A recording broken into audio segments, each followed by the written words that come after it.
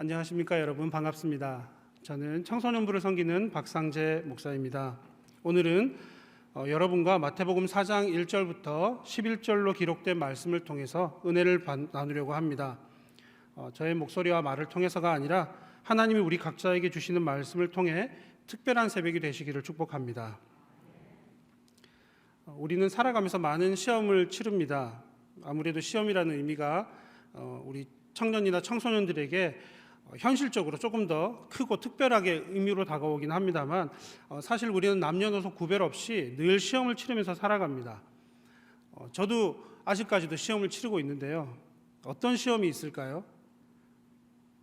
기본적으로는 일단 우리 학생들이 학교에서 맞는 시험이 있을 것입니다.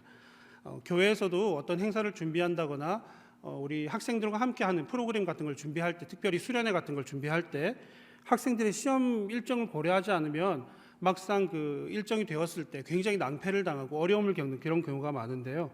그만큼 학생들에게 있어서 시험이라는 것은 빼놓을 수 없는 중요한 과정이라고 할 수 있을 것입니다. 물론 시험이 학교에만 있는 것은 아닙니다. 학교는 물론이고 각종 학원을 다니면서도 시험들이 있는데요. 조금 전에 제가 우리 아이들에게 물어봤어요. 중3 친구들에게 물어봤더니 시험은 없는데 쪽지 시험은 있다고 하더라고요. 또 태권도 도장을 다니는 어린이들, 태권도 승급 심사가 있죠. 그것도 시험입니다. 또 다른 여러 가지 자격증들을 취득하기 위해서 학원을 다니는 경우에도 시험을 치르지 않으면 그 자격을 취득하기가 어려운 것이 현실입니다. 우리가 자라서 또 대학을 가게 되면 대학을 가기 위해서 시험을 치르고요. 그렇게 들어간 대학에서는 이제 시험이 끝나는가 하면 그렇지 않죠. 학점을 따기 위해서 또 열심히 시험을 치러야 합니다. 그렇게 대학을 열심히 다니고 졸업할 때가 되면, 어제 우리 그 특세 때 어린이부 김현천 전도사님이 말씀하셨던 거 기억하시죠? 그 졸업하기 위해서 또 시험을 치러야 됩니다.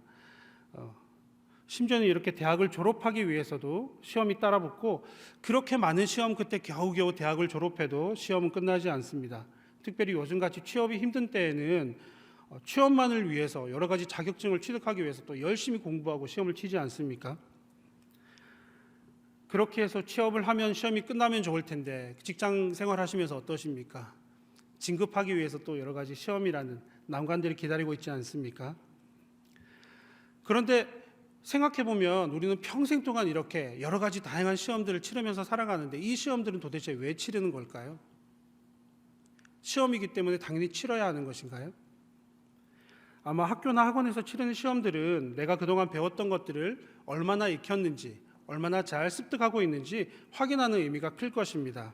그리고 대학이나 직장에서는 배운 것들을 얼마나 잘 익혔는지 확인하면서도 동시에 앞으로 새롭게 배워나갈 것들, 또 해나갈 것들에 대해서 얼마나 잘 할 수 있을지 가늠하기 위한 의미도 이 시험에는 포함되어 있다고 할 수 있을 것 같습니다. 하지만 우리가 세상에서 그리스도인으로 살아가면서 단순히 얼마나 잘 익혔는지, 또 얼마나 그 일을 잘 해나갈 수 있는지 확인하기 위한 시험만이 아니라 훨씬 더 우리 인생에서 많이 만나게 되는 시험이 있습니다. 이 시험은 교실이나 강의실, 또 시험장에 앉아서 종이 위에 답을 적는 그런 시험은 아닙니다. 우리가 살면서 결정하고 행동함으로써 답을 선택하는 그런 시험이죠. 예수님께서도 그런 시험을 당하셨습니다. 오늘 우리가 읽은 본문이 우리가 너무 잘 알고 있는 내용이죠. 예수님께서 시험을 당하시는 그런 장면을 그리고 있습니다. 예수님은 이 시험을 대하시고 과연 어떤 결정과 어떤 행동을 보여주셨는지, 답으로 제시하셨는지, 그리고 그것이 오늘 우리에게 있어서 어떤 의미인지 다시 한번 자세히 살펴보면 좋을 것 같습니다. 그러기 위해서는 오늘 본문에 앞서서 예수님께서 시험 받으시기 전에 있었던 사건을 자세히 한번 살펴볼 필요가 있을 것 같습니다. 오늘 본문 마태복음 4장 바로 앞에는 예수님께서 세례 요한에게 세례를 받으시는 그런 장면이 그려지고 있습니다. 사실 예수님은 하나님의 아들이시기 때문에 세례가 필요 없는 분이시지만, 틀어진 세상과의 관계를 새롭게 하시려고 하는 그 하나님의 의를 이루시기 위해서, 그리고 하나님의 백성들에게 하나님의 뜻에 본보기가 되어주시기 위해서 세례를 받으셨습니다. 예수님이 세례를 받으셨을 때 무슨 일이 생겼는지 우리 잘 알고 있죠. 무슨 일이 생겼나요? 하늘이 열리고 성령이 비둘기같이 예수님의 위에 임하셨습니다. 그리고 하늘로부터 소리가 들립니다. 이는 내 사랑하는 아들이요 내 기뻐하는 자라. 그 사건이 일어났던 당시를 상상할 수 있을 것 같습니다. 많은 사람들이 세례 요한에게 세례를 받기 위해서 요단강으로 몰려들었습니다. 어떤 사람은 물로 이미 세례를 받고 있었을 것이고, 어떤 사람은 세례를 받고 물에서 나왔겠죠. 또 어떤 사람은 자기의 차례가 되기를 기다리면서 줄을 서 있었을지도 모릅니다. 또 다른 많은 사람들은 그렇게 세례를 주고 세례를 받고 회개하는 사람들을 구경하는 사람들도 많이 있었겠죠. 성경은 그 모습을 예루살렘과 온 유대와 요단강 사방에서 다 그에게 나아왔다라고 전하고 있습니다. 얼마나 많은 사람들이 그곳에 운집해 있었을까요? 더구나 이 사람들은 그냥 놀러 나온 사람들이 아니라 자기 죄를 자복하고 하나님께 회개하고 새롭게 세례를 받음으로써 하나님의 백성으로 거듭나고자 하는 그런 영적인 열망을 가진 사람들이었습니다. 어떻게 보면 거룩한 사람들이라고 할 수도 있겠죠. 그런 영적인 열망이 가득한 사람들 가운데 예수님께서 오셨고 그 가운데에서 세례를 받으신 것입니다. 단순히 물에 들어갔다 나온 세례로 끝났다면 무슨 문제가 있겠습니까마는 예수님께서 세례를 받으셨을 때 어떤 중요한 사건이 생겨버렸어요. 예수님께서 세례를 받으시자 하늘이 열리고 예수님에게로 성령이 임하셨습니다. 그리고 하늘에서는 사랑하는 아들이요 기뻐하는 자라고 하는 음성까지 들립니다. 그 무리들 가운데 우리가 끼어 있다고 한번 상상을 해보십시오. 어떠십니까? 그 장면을 목격하는 군중 중에 한 사람으로서 성경에 기록되어 있지는 않지만 아마 군중들에게 엄청난 소란이 일어나지 않았을까요? 아마 난리가 났을 겁니다. 그 장엄한 광경에, 그 놀랍고 두려운 사건에 예수님에 대한 호기심이 생겨나고 동경이 생겨나고 존경이 생겨나고 또 놀라고 두려움이 생겨나고 이런 여러 가지 온갖 반응들이 그곳에 아마 휘몰아쳤을 것입니다. 어지간한 사람이었다면 절로 어깨가 으쓱해지고 스스로의 영광에 취했을지도 모릅니다. 나 이런 사람이야 하고요. 그렇지만 예수님이 물론 그럴 뿐도 아닐 뿐더러 그 사건이 있은 즉시 성령님께서 예수님을 광야로 이끌어서 시험을 받도록 하십니다. 온갖 영광을 받을 만한 그 타이밍이에요. 그 내용이 바로 오늘 본문의 내용입니다. 이 시험은 아주 혹독한 환경 그리고 가혹한 상태에서 치러집니다. 바로 광야에서 40일 밤낮을 먹지 못하고 줄인 상태, 그 상태인 예수님을 넘어뜨리기 위해서 마귀가 나타난 것입니다. 우리 어르신들 그리고 부모님 세대는 금식을 해보신 분들이 많이 있을 텐데요. 40일 금식이라는 게 사실 사람의 힘으로 하기가 너무 힘듭니다. 너무 독한 사람이 아니면 감당하기가 정말 어렵습니다. 몸과 영과 혼과 모든 것들이 다 갈려나가는 그런 느낌일 텐데요. 저는 40일까지는 금식을 차마 못 해봤습니다만 도대체 40일 그 광야에서 잠자기도 쉽지 않고 지내기도 쉽지 않은 그 광야에서 40일을 금식을 했다. 사람의 육체의 한계가 도대체 어디까지일까 시험하는 자리가 아니었을까 싶습니다. 그런데 바로 그곳에 마귀가 나타난 것입니다. 여러분, 마귀는 누구인가요? 우리 청소년들은 아직 그 마귀라고 하면 마귀 하나 늘었던 그런 귀신, 대적자 이런 이미지를 떠올리기 쉬울 텐데 성경에서 마귀라고 표현하는 것은 히브리어 낱말 사탄을 번역한 표현인데요. 이 뜻은 고발자, 헐뜯는 자, 원수, 서로 갈라지게 하고 원수되게 하는 자라는 뜻을 가지고 있습니다. 궁극적으로는 하나님께 반대하면서 심판에 처하는 그런 존재죠. 그 이름대로 마귀는 하나님의 뜻을 이루려고 하시는 예수님을 방해하고 예수님과 하나님 사이를 멀어지게 하고 다시금 하나님과 세상 사이가 원수가 되게 하려는 그런 계략을 가지고 예수님에게 접근한 것입니다. 마귀는 예수님에게 말합니다. 예수님, 당신이 하나님의 아들이라면서요? 그럼 대단한 능력이 있으시겠네요? 정말로 당신이 하나님의 아들이라면 이 돌을 한번 떡이 되게 해보세요. 마귀는 예수님이 하나님의 아들로서 정말 자신이 하나님의 아들이라는 것을 증명해보라고 시험을 건 것이었습니다. 생각해보면 우리들도 우리 삶 가운데에서 이런 경우가 많이 있는 것 같습니다. 너 이거 잘한다며? 그럼 한번 해봐. 너 그거 잘한다며? 너 그거 한번 해볼래? 어떨 때는 이것이 칭찬이기도 하고 또 우리를 격려하는 말이기도 하지만 어떨 때는 그것이 우리 스스로에게 어떤 시험을 거치게 하는 것 같습니다. 그런 말을 들을 때 우리는 어떻게 반응합니까? 뭐 겉으로 어떻게 대응하든 속으로는 그래, 내가 이 정도는 멋지게 해내서 내가 얼마나 잘하는지 보여줄 거야. 내가 이런 사람인 걸 보여줄 거야. 이런 생각이 들지 않습니까? 내가 얼마나 능력 있고 유능한 사람인지, 얼마나 필요한 사람인지 인정받고 싶습니다. 더구나 예수님은 지금 40일이라는 기간 동안 상상할 수 없는 고통과 어려움 가운데 금식을 하고 있었습니다. 생존의 경고등이 켜진 상태라고 할 수 있을 것 같아요. 그런 상황에서 자신이 할 수 있는 것을 나타내 보임으로써 살 수 있다면 그것을 하지 않을 이유가 있을까요? 그런데 예수님은 그렇게 사람들에게, 세상에 인정받고 싶어하는 우리와는 달랐던 것 같습니다. 자신을 드러내고 사람들에게 인정받고 사람들에게 존경받고 싶은 우리와는 다른 결정을 보여주십니다. 예수님은 자신이 하나님의 아들이라는 것을 증명하기 위해서 특별히 다른 무엇인가를 하시지 않습니다. 오히려 성경에 사람이 떡으로만 살지 않고 하나님의 입으로부터 나오는 모든 말씀으로 살아간다고 기록되어 있단다, 이렇게 말씀하십니다.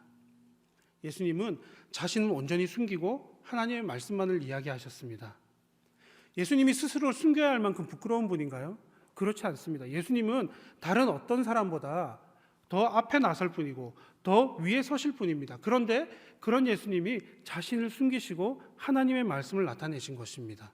예수님이 만약 내가 이런 사람이야 라고 으스댔다면, 자랑했다면, 하나님의 아들이라는 것을 능력으로 보여주고 자랑을 했다면 마귀는 어쩌면 오히려 좋아했을 것 같습니다.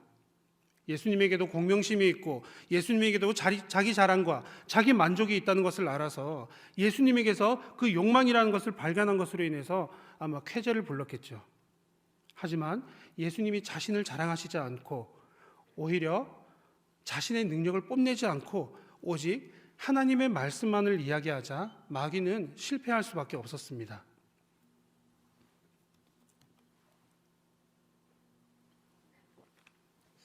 다른 분들이 물을 마실 때 왜 마시나 했습니다. 정말 목이 마르네요. 예수님을 넘어뜨리려고 하는 마귀의 첫 번째 계획은 실패했지만 마귀는 포기하지 않았습니다. 바로 두 번째 작전으로 들어갔습니다.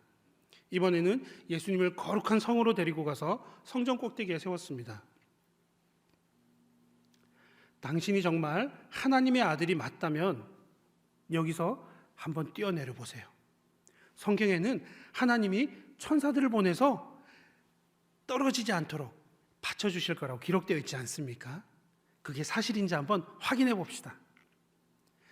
예수님이 자기 자신을 드러내지 않고 자기 자신을 자랑하지 않고 하나님의 말씀으로 응대하시자 이번에는 마귀도 교묘하게 하나님의 말씀을 인용하면서 예수님에게 자신의 능력을 내보이라고, 당신이 하나님의 아들이 맞다는 그 자격을 증명해 보이라고 속삭였습니다. 이것은 마치 우리에게 너 정말 그거 맞아? 에이, 아닌 것 같은데 정말 맞을까? 그럼 한번 보여볼래? 이렇게 우리 자신에게 슬슬 이렇게 간지럽힌다고 할까요? 교묘하게 속삭이는, 그렇게 하면서 우리가 하나님이 아니라 우리 자신에게 점점 집중하게 하는 그런 것과 같습니다. 우리 같으면 어쩌면 야, 너 지난번에 내가 세례 받을 때 못 봤어? 하늘이 열리고 성령님이 내려오시는 거 못 봤니? 하늘에서 들리는 음성 너는 듣지 못한 거야? 이렇게 외쳤을지도 모릅니다. 하지만 이번에도 예수님은 마귀의 시험에 넘어가지 않으셨습니다. 성경에 기록된 말씀에 주 너의 하나님을 시험하지 말라고 하셨단다, 이렇게 마귀를 따끔하게 혼내셨죠. 예수님은 하나님의 아들로서의 자신을 증명하라고 하는 그 마귀의 속임수에 자신에게 집중하지 않으셨습니다. 자신이 아니라 오히려 하나님을 증명하고 하나님의 말씀으로 물리치셨습니다. 마귀는 예수님의 정체를 잘 알고 있었어요. 예수님이 하나님의 아들이신 것을 잘 알고 있었습니다. 그리고 그 예수님이 이 땅에 왜 오셨는지도 잘 알고 있었죠. 자신의 종노릇해야 하는, 죄의 종노릇해야 하는 사람들을 그 죄에서부터 구원하기 위해서 오신 것을 마귀는 잘 알고 있었습니다. 그래서 어떻게든지 예수님을 실패하게 만들고 하나님을 위해 살지 않고 하나님이 아니라 자기 자신을 위한 인생을 살도록 그렇게 만들려고 안달이 난 상태였습니다. 그런데 예수님은 그런 마귀의 계략에 끄떡도 없이 계속해서 하나님의 말씀으로 자신을 가리고 자신을 낮추기만 하십니다. 마귀는 이제 마음이 급해졌습니다. 그래서 마지막 시험을 던집니다. 마귀는 예수님을 넘어뜨리기 위해서 세 번째로 굉장히 높은 산에 올라가서 세상 모든 나라와 영광을 보여줍니다. 그리고 예수님에게 말하죠. 예수님, 당신이 나에게 엎드려서 절하기만 하면, 딱 한 번만 절만 하면, 잠깐만 그렇게 하면 지금 당신 눈에 보이는 모든 것들을 내가 당신에게 줄게요. 마귀는 세상의 모든 화려한 것, 좋은 것, 그렇게 보이는 것들, 그것을 보여주면서 예수님에게 하나님의 뜻을 구하지 않고 자기 자신을 위해 살아가라고 속삭입니다. 예수님이 하나님의 백성을 구원하기 위한 그 십자가의 길을 가지 못하도록 하려고 마지막 승부수를 던진 것이죠. 우리들은 이 마지막 속임수에 너무 많이 속습니다. 세상이 그렇게 가르치고 있고 우리는 그것을 너무 익숙하게 받아들입니다. 세상은 온갖 문화를 통해서 우리에게 말합니다. 너는 모든 것을 스스로 결정할 수 있어. 너는 너 자신을 위해 살아야 돼. 너의 생각이 가장 중요해. 그래서 우리의 생활은 언제나 나를 위해 존재합니다. 제가 자꾸 재탕해 먹는 것 같아 죄송합니다만, 우리 특세 첫날, 봄맞이 새벽 특세 첫날 제찬양 전도사님이 해주셨던 말씀 기억나시나요? 우리는 모든 것을 우리를 위해서 살아갑니다. 나를 위해서 모든 것들을 존재하게 합니다. 때로는 그러다 보니까 교회를 섬기는 일마저 나를 위해 할 때가 있습니다. 우리는 어쩌면 정말 나를 위해 살아가는 그 삶의 방식이라는 것이 우리 뼛속 깊이 새겨져 있는 것 같습니다. 그러나 그렇지 않습니다. 그리스도인으로 부름받은 우리는 우리의 삶을 우리 스스로 결정할 수 없습니다. 그래서는 안 됩니다. 우리는 우리 자신을 위한 삶을 살지 않고 우리 주님을 위한 삶을 살아야 합니다. 왜 그렇습니까? 우리 주님께서 우리를 살리시기 위해서 그 생명을 우리에게 주셨기 때문입니다. 그래서 우리의 생각이 아니라 우리의 주가 되시는 하나님의 뜻이 가장 중요한 것입니다. 예수님은 이미 그것을 너무 잘 알고 계셨습니다. 그래서 예수님은 이번에도 그 마귀의 속임수에 걸려들지 않으셨죠. 사탄아 물러가라. 성경에 분명히 기록되었다. 주 너의 하나님께 경배하고 오직 하나님만 섬겨라. 마귀의 온갖 속임수와 시험 속에서도 예수님께서 자신의 바람, 자신의 욕심, 자신의 명예, 자신을 위한 삶이 아니라 하나님의 말씀으로 단호하게 거부하고 물리치셨습니다. 그리고 마침내 마귀는 떠나가고 천사들이 찾아와서 예수님을 섬겼습니다. 사랑하는 상남교회 성도 여러분, 우리들은 살아가면서 많은 시험을 만납니다. 우리는 우리에게 주어진 삶에 최선을 다하고 그렇게 우리가 준비한 것들을 시험을 통해서 이루어가야 합니다. 물론 그것이 당연하죠. 하지만 때로는, 아니 정말 많은 순간, 오늘 말씀 속에 등장한 마귀처럼 우리가 하나님의 자녀로서 살아가려고 할 때 그것을 증명하라고 하는 유혹이 찾아옵니다. 그리고 자신을 위한 삶을 살아가라고 속삭입니다. 네가 하나님의 아들이라고? 그럼 증명해봐. 네가 하나님의 딸이라면 증거를 보여봐. 너는 지금보다 더 너 자신을 위해서 멋진 인생을 살 수 있어. 이렇게 해요. 그런데 우리가 오해하고 있는 것이 한 가지 있습니다. 우리가 그런 도전을 받을 때 우리 스스로 무엇인가를 증명해야 한다고 하는 압박감을 느낀다는 거죠. 우리가 그럴 만한 자격이 있는지, 우리가 예수님이 생명을 내어주고 살리실 만한 가치가 있는지 우리는 스스로 증명해야 된다고 부담을 가집니다. 그리고 우리가 우리 자신을 위해 살도록 세상의 모든 철학과 사상과 미디어를 동원해서 우리를 꿰어냅니다. 그럴 때면 우리는 우리 스스로 나름대로 얼마나 우리가 가치 있는지, 우리가 얼마나 소중하고 능력이 있는지 보여주고 싶어하고 인정받고 싶어집니다.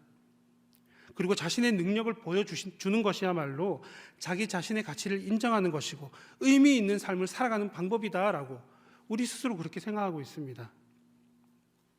오로지 나를 위해 살아가는 인생이야말로 정말로 가치 있고 보람 있는 인생이라고, 의미 있는 인생이라고 속고 있는 것이죠. 하지만 여러분, 분명히 기억하십시오.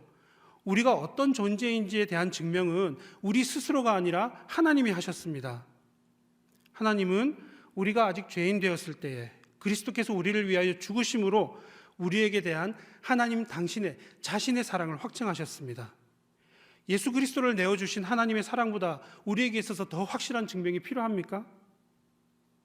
그렇기 때문에 우리가 자격이 있는지 없는지, 우리가 그리스도인으로 살아갈 능력이 있는지 없는지, 그 증명은 우리의 몫이 아닌 것입니다. 그 증명은 하나님께서 이미 예수 그리스도를 통해 하셨습니다. 그 예수님 때문에 이 생을 살아가는 우리의 삶도 우리를 위해서 살아가는 삶이 아닌 것입니다. 우리들은 오로지 그 예수님을 의지하기만 하면 됩니다. 우리에게 자격을 증명하라고 하는 그런 도전이 찾아오고 자신을 위한 인생을 살아가라고 하는 유혹이 찾아올 때 예수님이 어떻게 하셨는지 반드시 기억하시기를 바랍니다. 예수님은 자신을 증명하고 자신의 존재 가치를 보이라고 하는 그런 마귀의 유혹에 넘어가지 않으셨습니다.